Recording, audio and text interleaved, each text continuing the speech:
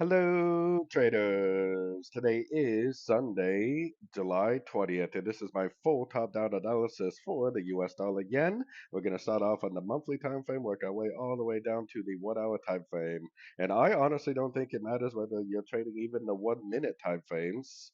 The full top-down analysis is extremely important on any time frame that you're trading on any pair, even if you are trading the extreme short time frames. So, anyways, on the US dollar yen monthly, I still think that we're in an ABC. If it goes to the 100% Fibonacci extension, then I would target the 78% right around the 134 area. If it's actually not an ABC but turns into a 1, a 2, and a 3, then I would be targeting the 161, 178 area, which is right around the 120 area. So either way, I do think there's a very good likelihood this move up is a pullback within a downtrend, and it's either going to do this or possibly it's going to end up doing something like this for like a wave three.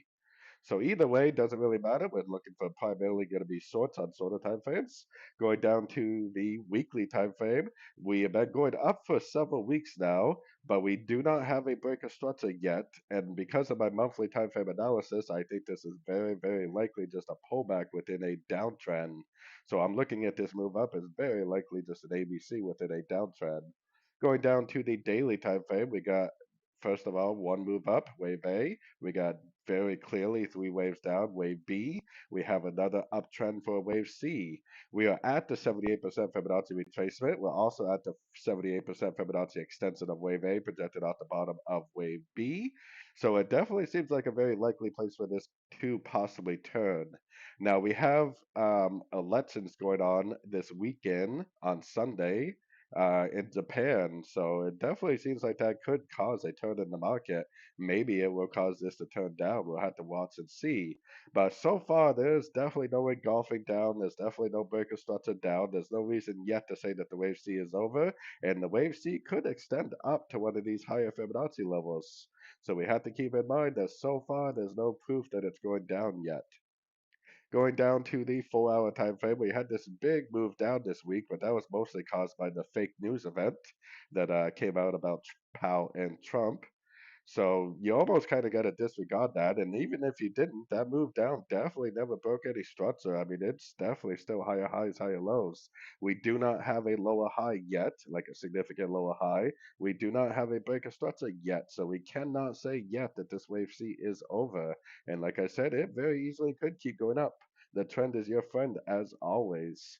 Going down to the 1 hour time frame, I got my Fibonacci retracement out here because this 78% Fibonacci retracement and 78% Fibonacci extension on the daily is a likely place for this to possibly turn. So if this move up right here, if this all does end up making like a lower high, if it goes down, if it gives you a break of structure, then I definitely would get on the short side because, like I said, this could possibly continue that weekly, monthly time frame downtrend that I was showing you on the very, very high time frames. But the only thing that's going to prove to me that it's going down like that is a lower high and a break of structure.